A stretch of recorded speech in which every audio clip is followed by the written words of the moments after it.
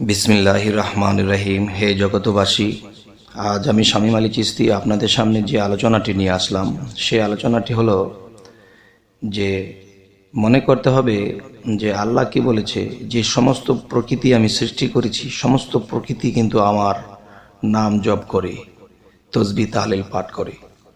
তাহলে আল্লাহর নামের তসবিহ তাহলিল যদি সমস্ত সৃষ্টি জগৎ করে থাকে, তাহলে সমস্ত সৃষ্টি জগতের মধ্যে মানুষ সর্বশ্রেষ্ঠ।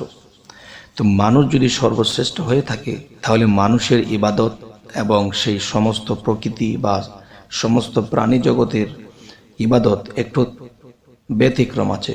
সেটি কিরকম? যেমন একটি বিষয় হলো, আল্লাহ কিন্তু মুহাম্মদ সাল্লাল্লাহু আলাইহি সাল্লামের নাম দুটো, যেমন একটি হলো আহম্মদ মোস্তফা, আরেকটি হলো মুহাম্মদ মোস্তফা।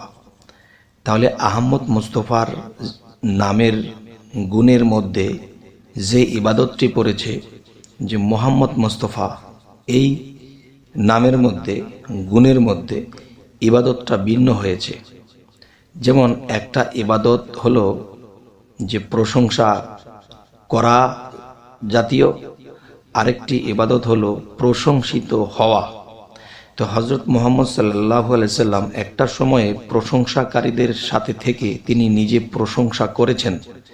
আবার এমন একটা সময় এসে গেছে যে তিনি প্রশংসিতের দলে এসে তিনি নিজে প্রশংসিত হলেন। কোন দিন তিনি প্রশংসা করলেন? যেদিন তিনি আহম্মদে বসবাস করতেন। যেদিন তিনি মুহাম্মদে পৌঁছে গেলেন, তখন কি হলো? তখন তিনি প্রশংসিতর দলে চলে এলেন। আর সেই দল কি? সেই দলটি হলো বলতে যে তখন হযরত মুহাম্মদ সাল্লাল্লাহু আলাইহি সাল্লামের উপরে তো কেউ নেই, তাহলে দল কোত্থেকে? দল বলতে বোঝানো হলো যে আল্লাহ নিজে প্রশংসাকারীর প্রশংসা নেয় এবং প্রশংসিত যিনি মুহাম্মদ, তিনির ভিতরে আল্লাহ এসে সেখানে মুহাম্মদ সাল্লাল্লাহু আলাইহি সাল্লামের কালবের মধ্যে আল্লাহ বসত করেন। যখন বসত করেন, তো হযরত মুহাম্মদ সাল্লাল্লাহু আলাইহি সাল্লামের মধ্যে যখন আল্লাহ বসত করেন, তখন কি হলো যে আল্লাহ সিংহাসন বানিয়ে যখন মুহাম্মদ সাল্লাল্লাহু আলাইহি সাল্লামের কালবের মধ্যে বসলেন, তখন সেই সিংহাসনের মধ্যে গিয়ে কেউ যদি প্রশংসা করে, সেই সিংহাসনের সামনে গিয়ে যদি কেউ সেজদা করে, তাকে সিংহাসনের মধ্যে গিয়ে যদি সেবা যত্ন করে, তখন কি হবে?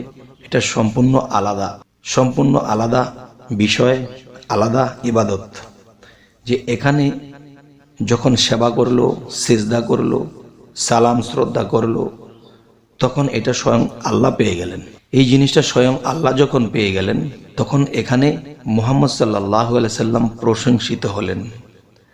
তাহলে আহম্মদ যাদের দেহের বাহিরে আল্লাহ, মুহাম্মদ যাদের মধ্যে আল্লাহ মিশ্রিত, তাহলে মুহাম্মদ সাল্লাল্লাহু আলাইহি সাল্লামকে যদি কেউ মানে, আল্লাহকে মানা হয়, তাকে সেবা করলে আল্লাহকে করা হয়, তাকে সেজদা করলেও আল্লাহকেই করা হয়।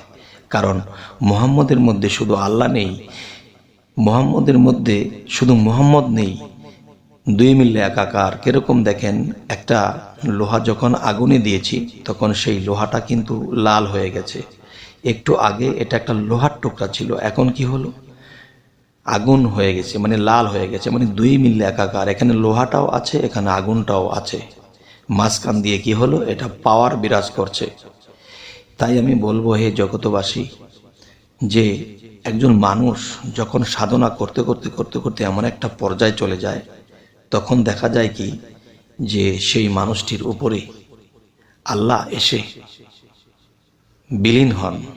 তখন লোহার মধ্যে যখন আগুন দেওয়া হয়েছে, লোহা আর আগুন মিলে যদি একাকার হয়ে থাকে, তাহলে সেই মানুষটি নিজেকে পবিত্র যখন করা হয়, তখন তার মধ্যে যখন আল্লাহ বিলীন হয়ে যায়, তখন সেই মানুষটির মধ্যে আর আল্লাহর মধ্যে, এটুকু আপনারাই বলবেন। তবে আল্লাহ কিন্তু বলেছে যে আমি সর্বময় বিরাজিত। এক আল্লাহ সর্ব জায়গায় কি করে? আল্লাহ চন্দ্রে আছে, সূর্যে আছে, মাটিতে আছে, জমিনে আছে, গাছে আছে, মাছে আছে, সমস্ত সৃষ্টিতে মিশে আছে। তাই সমস্ত সৃষ্টিতে যদি আল্লাহ মিশে থাকে, তাহলে আল্লাহকে পাইব কি করে? আল্লাহকে পাইতে হলে সেই সৃষ্টির দিকে আমাদেরকে লক্ষ্য করতে হবে।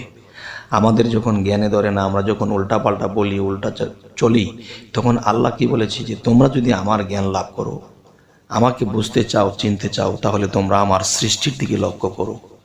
সৃষ্টির দিকে লক্ষ্য করে অনেক কিছু বোঝার আছে, কিন্তু সৃষ্টির দিকে কি কি লক্ষ্য করব, এই বিষয়টা আমি পরবর্তী ভিডিওতে আপনাদেরকে আলোচনা করব।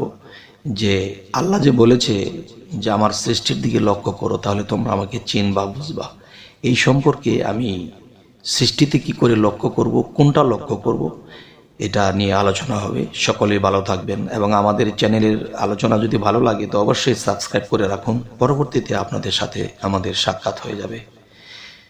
আল্লাহ হাফিজ।